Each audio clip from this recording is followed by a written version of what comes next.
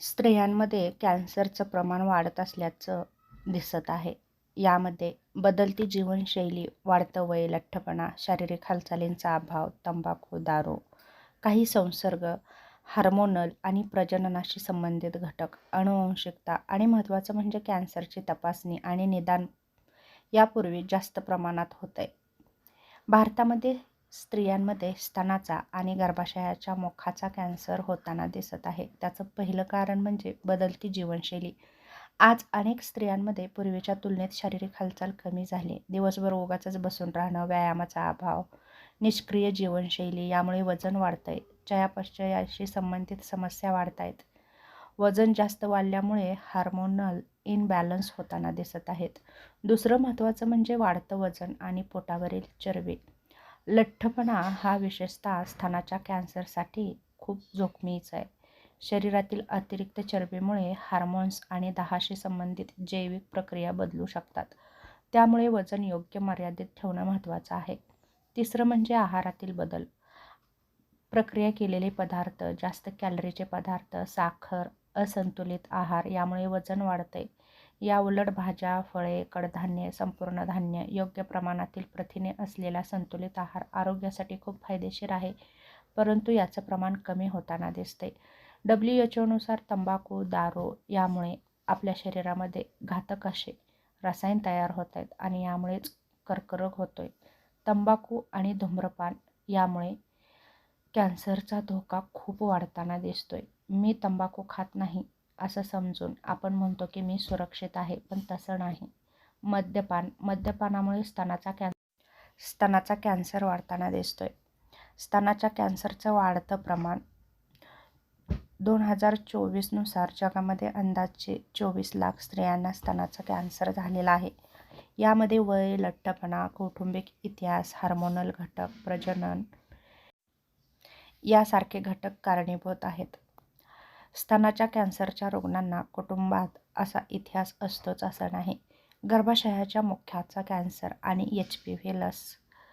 HPV लस घेतल्यामुळे गर्भाशयाच्या मुखाचा कॅन्सर होण्याचं प्रमाण बऱ्यापैकी कमी होत आहे असं संशोधनातून आढळलेलं आहे.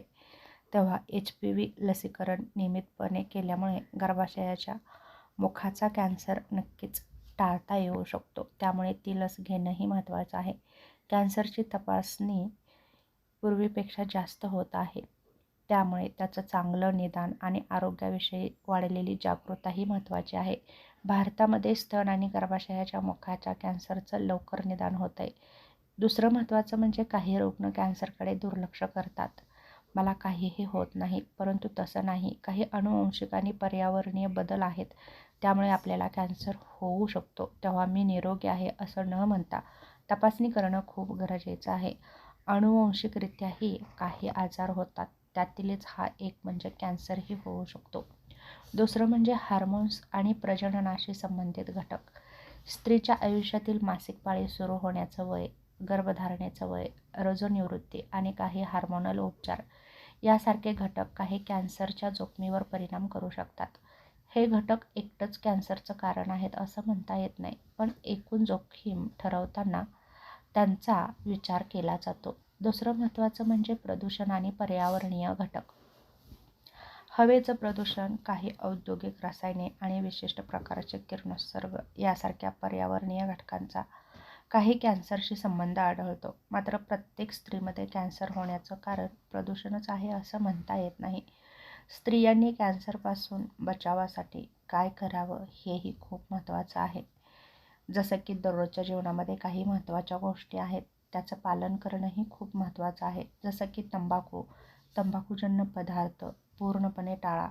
मद्यपान टाळणं गरजेचं आहे. महत्त्वाचं म्हणजे आपलं वजन नियंत्रणामध्ये ठेवणंही तितकंच महत्त्वाचं आहे.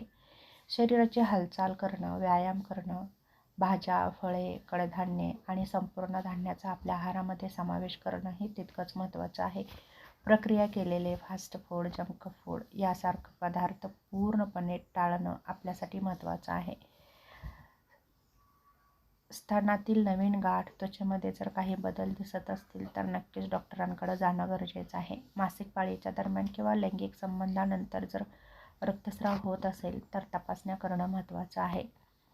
डॉक्टरांच्या सल्ल्यानुसार गर्भाशयाच्या मुखाचा कॅन्सर होतो आहे का यासाठी काही तपासण्या आहेत, त्याही करणं महत्त्वाचं आहे. HPV लसीच्या संदर्भामध्ये जागरूक राहणं गरजेचं आहे. कुटुंबामध्ये स्तन किंवा अंडाशयाचा कॅन्सरचा इतिहास असेल तर डॉक्टरांचा सल्ला घेणं महत्त्वाचं आहे. कॅन्सर वाढत आहे म्हणून घाबरण्यापेक्षा त्याची जोखीम घेऊन, घटक समजून घेऊन त्याला प्रतिबंध करणे आणि योग्य वेळी तपासणी करणं खूप महत्त्वाचं आहे. अनेक कॅन्सर लवकर सापडल्यावर उपचार प्रभावी होऊ शकतात. महत्त्वाचं म्हणजे कॅन्सर झाला म्हणजे माझा मृत्यू होणारच आहे असं नाही.